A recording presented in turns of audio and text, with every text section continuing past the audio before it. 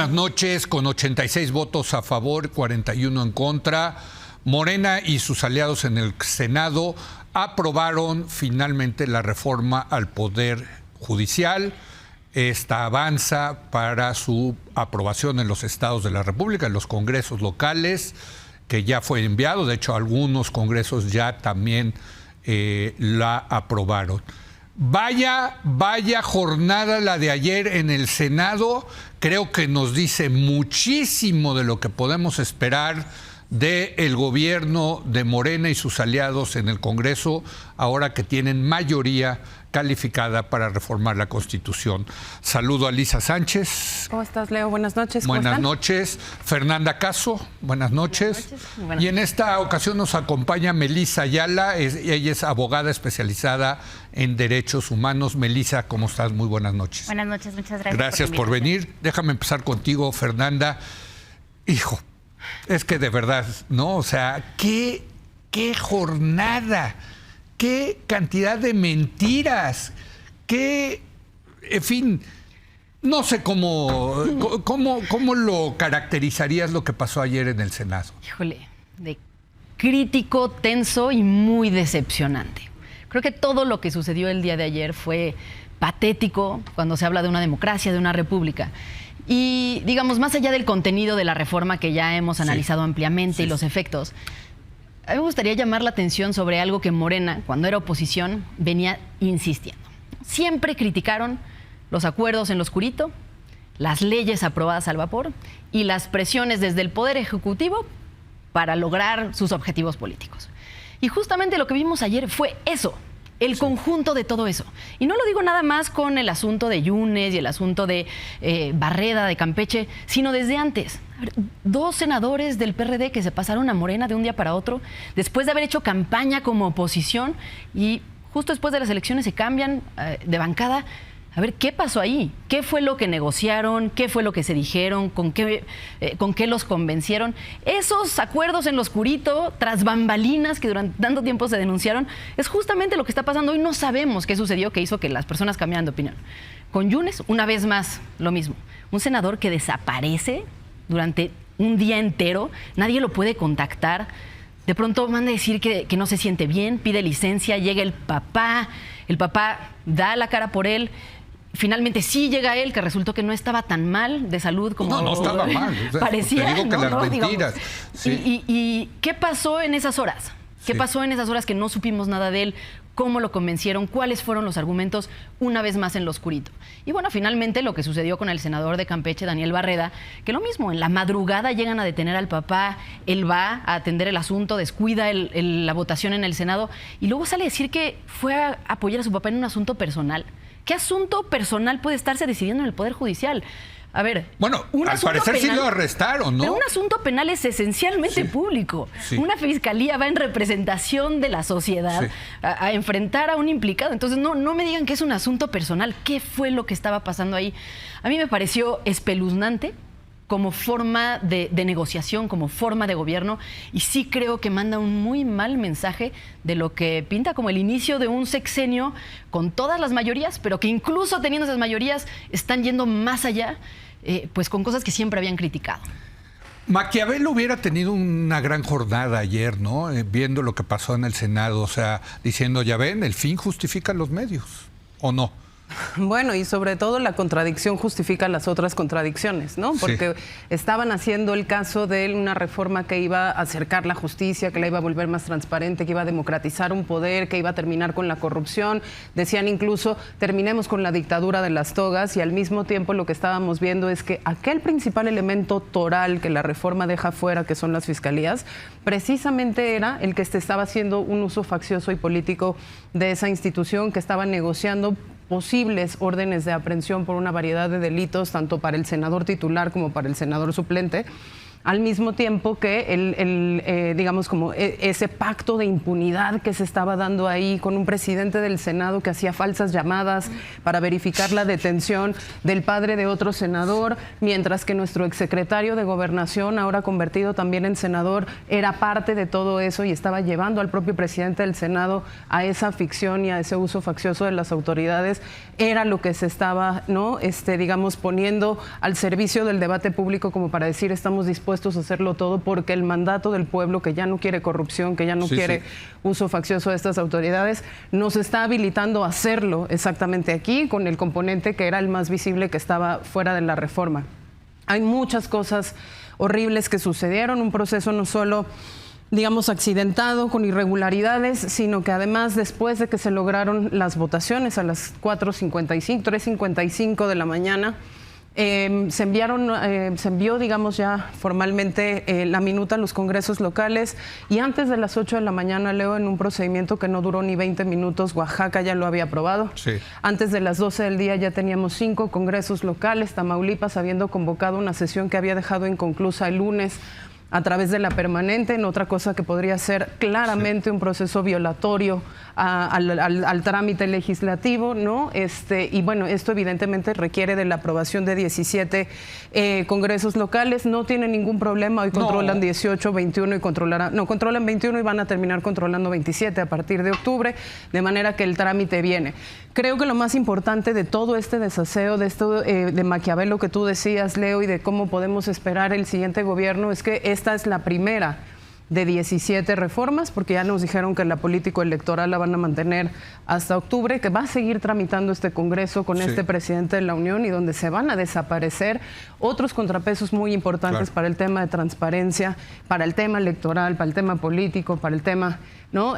Militar y de las relaciones cívico-militares en este país. De manera que lo que sucedió ayer no es una buena noticia, ni siquiera para la mayoría, y ahorita regresamos, si quieren, otra vez a cuestiones técnicas de cómo la realidad va a ser, pues, el principal dique de contención de esta reforma.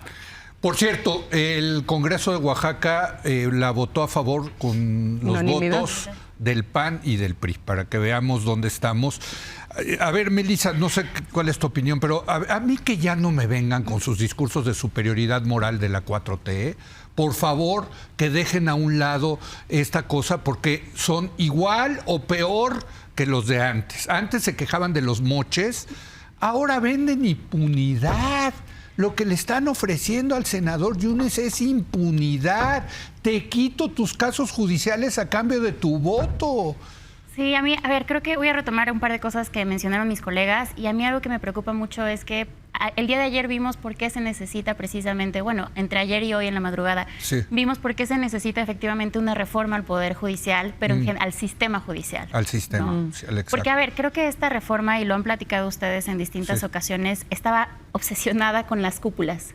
Está obsesionada con una Suprema Corte, con jueces federales, pero en realidad no tocaba las fiscalías, no tocaba... No toca todavía. No toca. Y creo que por eso era tan importante también la contrarreforma que se presenta el domingo por parte de la ministra presidenta. Llega sumamente tarde, ¿no? Llega al cuarto para las 3, básicamente, cuando ya se estaban sesionando. Pero esa contrarreforma sí hablaba precisamente sobre policías, fiscalías, poderes judiciales locales, la necesidad de más presupuesto, de las defensorías públicas. Y el día de ayer vimos cómo se el uso faccioso de las instituciones de manera burda, ¿no? Precisamente esto que ocurre en Campeche, en donde no se sabía dónde estaba un senador. Creo que esto es gravísimo, que en el pleno, en la tribuna, se estuviera diciendo que se estaba teniendo una llamada y que hasta la fecha no sabemos si esta llamada ocurrió o no ocurrió. Creo que también en el momento en el que no podemos confiar en nuestras personas legisladoras, también estamos poniendo en duda la legitimidad del propio Senado. Y creo que eso también es un mensaje muy importante. Ahora, creo que también... El Senado solía ser mucho más civilizado que la Cámara de Diputados, ¿no? Que le decían el Bronx, ¿no? Pero ayer el Bronx llegó al Senado, ¿no? Y creo que también dos cosas muy importantes. La primera es el tema de las suspensiones que se habían emitido. Podemos estar en contra o a favor de estas suspensiones que se emitieron por parte de distintas personas. Del Poder Judicial, dices. Efectivamente, distintas personas juzgadoras presentan demandas de amparo. una jueza de Morelos, un juez de Chiapas, emite una suspensión. La jueza de Morelos fue para que no se discutiera en diputados y después se emite suspensión definitiva para que no continúe en Senado. El juez de Chiapas emite una suspensión para que no se envíe, que en caso de que continúe todo el proceso, tanto en diputados como en senadores, no se envíe a los congresos locales. Y estamos viendo un desacato de ambas suspensiones. ¿Qué significa eso, tú como abogada? Que no se le está haciendo caso básicamente a las sentencias. El gobierno no le está haciendo caso a el propio gobierno. Y es o sea, mañana a mí yo me puedo saltar al Poder Judicial. Y es peligrosísimo precisamente por esto. El mensaje político que se envía al no seguir la sentencia, las suspensiones emitidas por la jueza y el juez, es un mensaje político también muy fuerte, que también permea a las demás autoridades. Claro. Fernanda, la 4T, con lo más graneado del priismo, Bartlett, Murat, ahora Yunes. ¿Qué te dice eso? Híjole, pues, a ver, creo que... Es que de verdad ya... Digo, ayer la defensa que hace Murat, que dice nosotros no somos iguales. ¿Iguales a quién? A él, a su papá, ¿no? Y luego Yunes papá y Yunes hijo. Bueno, o sea... No, es cosas veredes, diría Sancho Pasta. Qué barbaridad. No, es absolutamente indefendible, pero me gustaría, si es posible, hablar también de la oposición. Porque, a ver, Morena me parece que jugó un papel detestable, indefendible. Lo que sucedió ayer, no digamos, es algo que debería de darnos vergüenza como país. Pero del otro lado, vimos a una oposición que dio el mensaje claro al país de que para todo aquel electorado que sí se encuentra en contra de estas posturas de Morena, que le preocupa la reforma que se está presentando, pues no hay representación. No hay partidos que estén al nivel de la oposición, que sí representa un porcentaje importante de la población. Pues 44%. 44% de la población no tienen representantes, y no me refiero únicamente a los números. Porque, bueno, pues los números de la elección no les dan. Los que tenían, los perdieron. La última trinchera donde se podía defender esto, que era el Senado, no la cuidaron como debían. Y además jugaron a la defensiva en un momento en el que tenían que ellos estar convenciendo del otro lado, ¿no? En un momento en donde el país, los analistas, los juristas estaban diciendo esta reforma es un peligro. Claramente lo que tenían que estar haciendo el presidente del PAN y del PRI es buscar a la gente de Morena, del Verde, del PT, para ver si acaso había alguien que estuviera cobrando conciencia. Es que yo creo que en la política siempre hay maneras. Siempre hay personas que están dispuestas, siempre, si se hace de la manera correcta, si se les hubiera buscado, al menos que lo hubieran hecho. Yo hoy, la verdad, tengo toda la certeza de que no lo hicieron, que ni siquiera lo intentaron. Y bueno, pues ya mucho menos que eso, ni siquiera cuidaron los suyos propios, ¿no? Es decir, ni siquiera cuidaron que los que sí habían ganado y los que sí estaban en su bancada estuvieran seguros. Entonces creo que ahí fue pues muy triste el papel de ellos. Pero luego a la hora de la defensa, ver a Marco Cortés metido en pleitos personales con Yunes, recordando las grillas internas del partido, cuando se tomaron un café en la parroquia, hablando de esto como una traición personal, sin darse cuenta que no es una traición al partido, no es una traición a Marco. El problema de Yunes en ese momento era la traición a su electorado, porque hizo campaña con bandera de oposición, porque se había manifestado en contra de estas propuestas de Morena y estaba cambiando la dirección de su voto después de tener la confianza. Déjame poner esto sobre la mesa, porque sí le gritaron traidor desde la bancada del PAN. Le gritaban traidores de la bancada del PAN. Porque estaba traicionando a su electorado, tú dices. Pero es que si no cambia su voto, se va él y su familia a la cárcel, Lisa. Pues sí, o sea, ¿qué le quieren? O sea, le están pidiendo ser heroico. Vota con nosotros en contra. No puedes postular a una persona que está con esos antecedentes. Qué bueno que lo dices. O sea, claro, Yunes hay mucha cola que le pisen. Pero este modus operandi se lo pueden hacer ya a cualquiera, inventándole cualquier tipo de caso. No tiene que ser una persona como Yunes, que efectivamente sí hay elementos para perseguirlo. Pero sí hay elementos para perseguirlo, que los persigan y los metan a la cárcel. No que les negocien eso. O sea, sin duda, Leo, pero tenemos que aceptar también que desde el momento en el que se configuran las listas al Senado, sobre todo en el caso de los plurinominales y en el caso cuando se reparten las candidaturas en todos los partidos políticos, el legislativo es un refugio de fuero. Y fundamentalmente van y se esconden ahí los que mayor cola tienen que les pisen. Por eso, pero Miguel Ángel precisamente para no ser perseguidos. Perdón, Miguel Ángel Yunes, el hijo sí tenía fuero. El papá y el hermano no, y es también, o sea, te están aventando el coche. Daniel Barreda sí tenía fuero, el papá no. O sea, están utilizando a la justicia ya con familiares, Lisa. Sin duda, Leo, pero eso se ha hecho de todos los partidos, de todos los colores, en todos los tiempos, y está mal. Ojo, está muy mal, pero al mismo tiempo también tenemos que resaltar que ayer nos quedamos sin 43 senadores por 2 errores garrafales de la oposición. El primero es esas postulaciones y el segundo es que MC Barreda era ya el suplente de un senador titular que les bajó el Tribunal Electoral y que por lo tanto ayer, frente a la amenaza al padre de este senador, a esa supuesta retención ilegal del padre de ese senador, ya no MC no tenía suplente con quién ir a ocupar esa bancada. Es gravísimo porque entonces no solo se conformó una mayoría a través de negociaciones, insisto, de uso faccioso y legal de las instituciones que deberían ser perseguidas legalmente por esas propias fiscalías que ayer se prestaron, por lo menos la de Campeche y la Fiscalía General de la República, a las supuestas llamadas en la tribuna con los propios senadores y que sabemos quizás que no va a pasar porque no estamos discutiendo una reforma a la Fiscalía General de la República, de la misma manera que no estamos discutiendo una reforma a las fiscalías.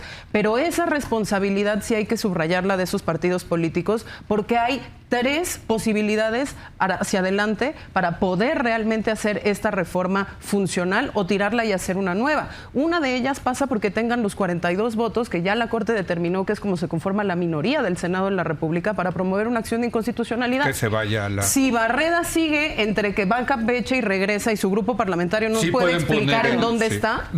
se pierde esa posibilidad de poder impugnar esa reforma. De la misma manera que hay que observar, y tú lo decías hace un segundo, Leo, hay que observar cómo está siendo la votación de esas oposiciones en los congresos locales.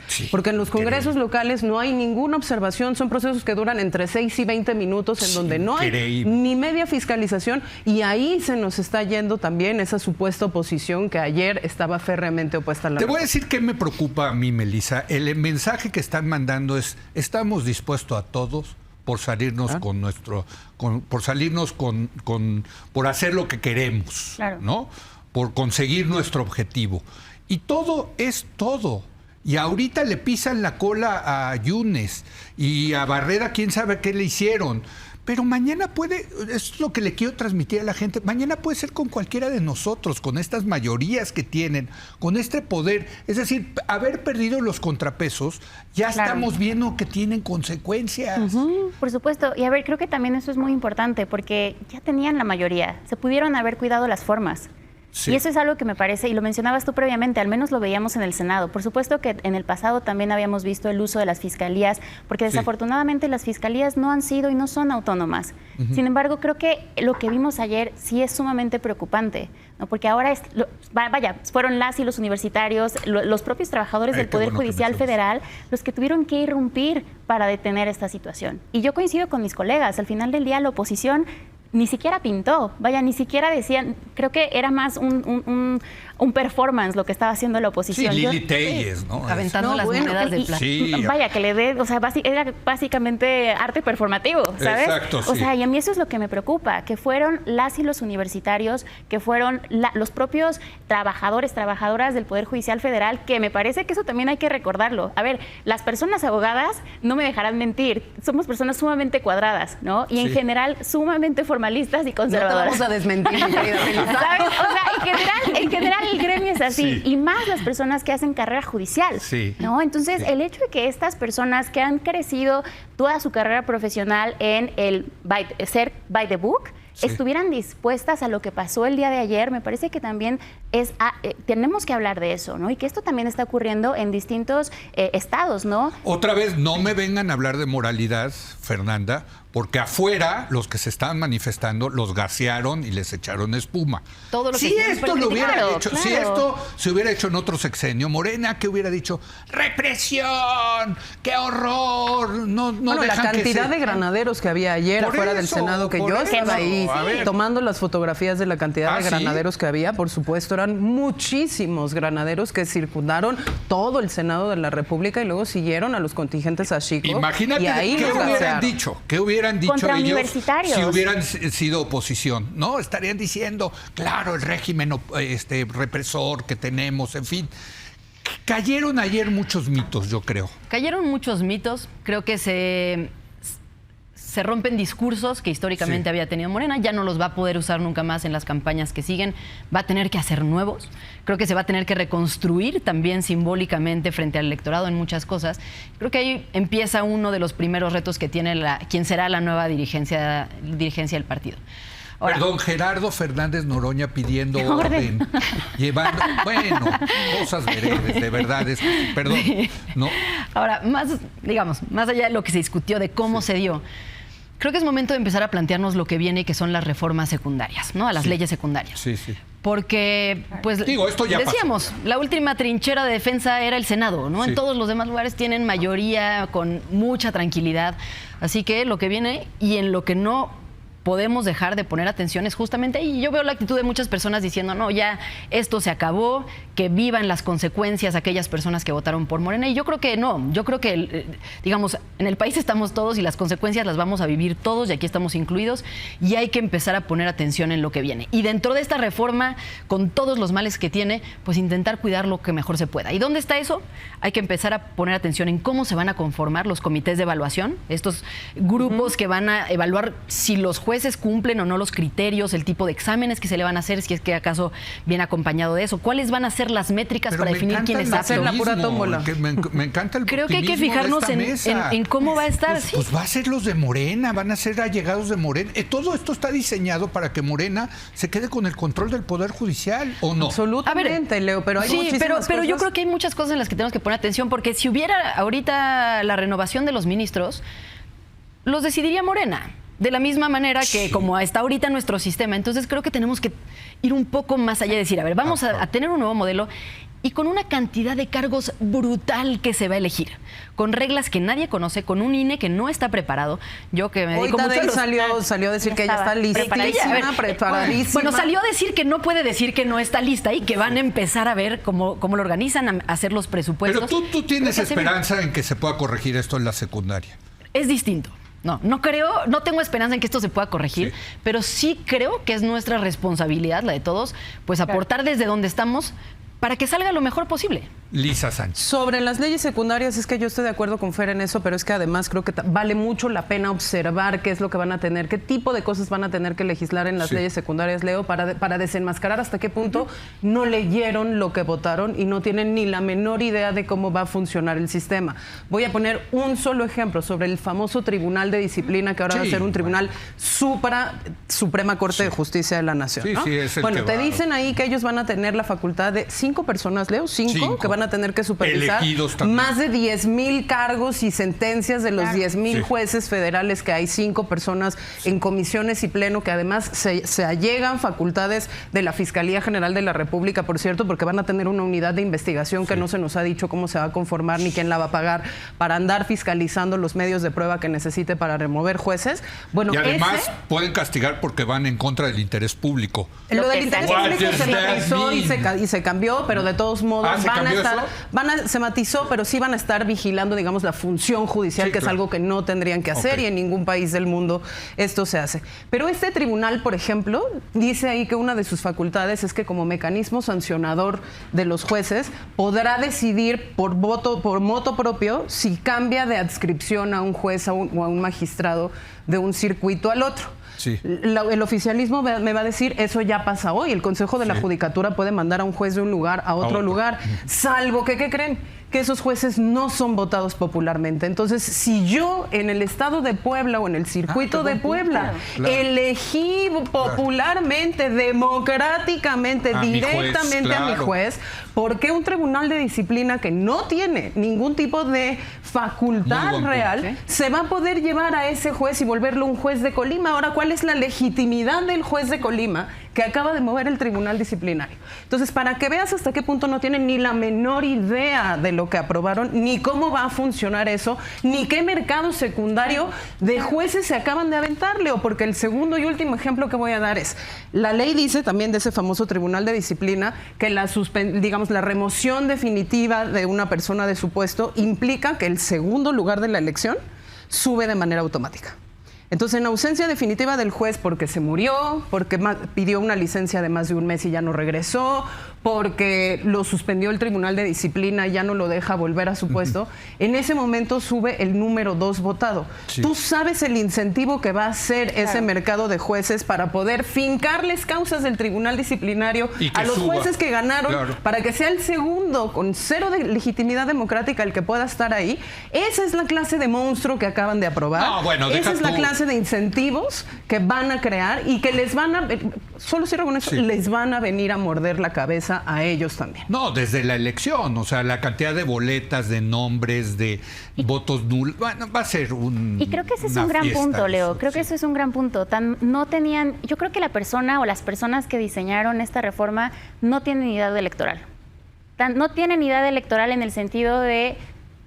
¿Se van a votar por circuitos? ¿Se van a votar por estados? Los mapas no coinciden. Los mapas no coinciden, ejemplo, ¿no? Entonces, ¿en qué momento se van a modificar también las leyes electorales? Hay 32 circuitos, ¿no? Sí, pero no corresponden a las entidades federativas. Tienes el circuito lagunero, por ejemplo, que tiene pedacitos de 3 estados. Exacto, y esto es sumamente importante. Entonces, me parece que las personas que diseñaron esta reforma no están metidas ni en el Poder Judicial Federal ni en lo electoral, ¿no? Sí. ¿Por qué? Porque, en primer lugar, estas cosas no coinciden y que son sumamente importantes. Y también, a ver, ¿qué persona se va a acordar del nombre de todas las personas juzgadoras por las que tiene que votar?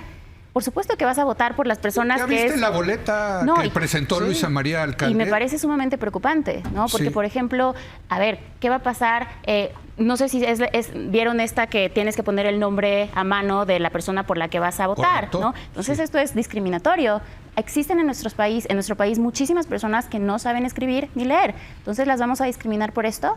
Por eso, para la hora de votar, tienes la foto de la persona candidata, ¿no? Sí. Y esto es algo que no se tomó en cuenta. Esto discrimina también al pueblo. A las personas que se supone que se estaba buscando proteger, les discrimina. Y otro tema que me parece muy importante y que en pocas mesas se toca es el tema de la igualdad de género. Esta reforma nos la vendieron porque se hablaba de paridad de género en el dictamen que se pasa, pero a ver, la paridad de género no lo es todo, la paridad de género es la punta del iceberg. Existen muchísimas violencias dentro del propio Poder Judicial Federal que justo se habían estado tratando de atender, y esto se empezó a atender desde también, y aquí hay que reconocerlo, también desde la presidencia del exministro Arturo Saldívar, y que se continuó con la ministra presidenta Piña. Todo eso no se toma en cuenta, y tampoco se toma en cuenta, por ejemplo, que no todas las violencias de género nos impactan de la misma forma a las mujeres. No tiene una perspectiva interseccional esta reforma, y además es gravísimo porque muchísimas juezas y magistradas han logrado llegar a esos puestos gracias a acciones afirmativas. No, bueno. Y se les va a remover, Leo. No, y la lucha que han tenido durante tantos años para llegar ahí, y adiós. Por supuesto. Oigan, me queda un minuto para cada una, pero sí quiero dedicarlo a la parte política. Sin lugar a dudas, lo que vimos ayer fue un cochinero, un espectáculo espantoso, vomitivo, diría yo, pero es un triunfo de López Obrador. Es un triunfo. Va a tener su reforma. El presidente la va a tener esta semana, la reforma, que era lo que quería. O sea, vaya control político, Fernanda Caso. ¿O no? Creo que es un triunfo en este instante, pero creo que tendremos que ver qué pasa con la reforma. Exacto. Para poder evaluar si sí fue un triunfo o una mala jugada de mal de sexenio con la que se le va a recordar como un acto impulsivo que se hizo apresuradamente, que se usaron todas las herramientas a su alcance, legales y probablemente ilegales, para pasarla, y que los mexicanos van a recordarla como de él, porque él se hizo cargo de que la gente supiera que era suya. Los legisladores se hicieron cargo de decir que era un regalo para él, así que no hay forma de deslindarse.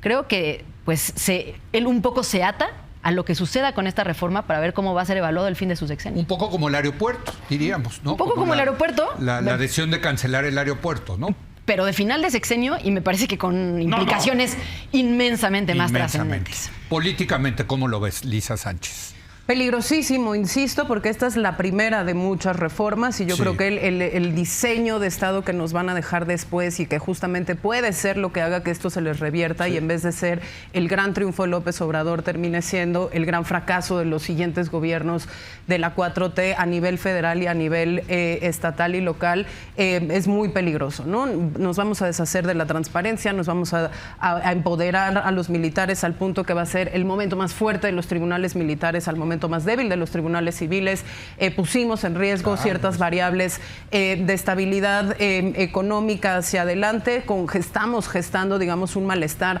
muy importante dentro de los operadores de uno de los tres poderes que, a menos que genuinamente lo desaparezcan de un plumazo, van a estar ahí resistiendo desde el interior del Poder Judicial, y yo creo que todos estos conflictos eventualmente podrán disparar, digamos, para el sentido contrario. Yo cerraría únicamente diciendo que evaluemos como sociedad y fiscalicemos muy bien también ese trabajo de la oposición, porque efectivamente hacia adelante va a ser muy importante saber si los 43 votos del Senado no alcanzaron solo para reforma judicial, o si este tipo de extorsiones y este tipo de negociaciones se van a mantener para todas las demás, y entonces pues ahí tendremos que responsabilizar a todos los que son responsables. Un minuto, Melissa, la parte política. Creo que al final del día, algo que refleja lo que vimos el día de ayer es la falta de liderazgos.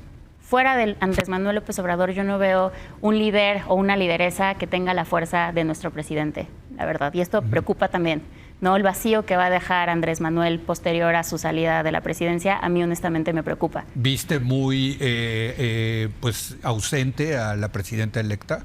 Me parece que no era el momento de la presidenta electa de entrar a esto, pero sí me parece que al menos de la oposición yo no vi liderazgos que yo diga: tengo la certeza que al menos van a proteger a los organismos constitucionales autónomos. Y esto también me preocupa muchísimo, porque al final del día, vaya, muchísimas de las cosas que sabemos de los excesos del poder, de las desviaciones de recursos, las sabemos gracias a, por ejemplo, el INAI.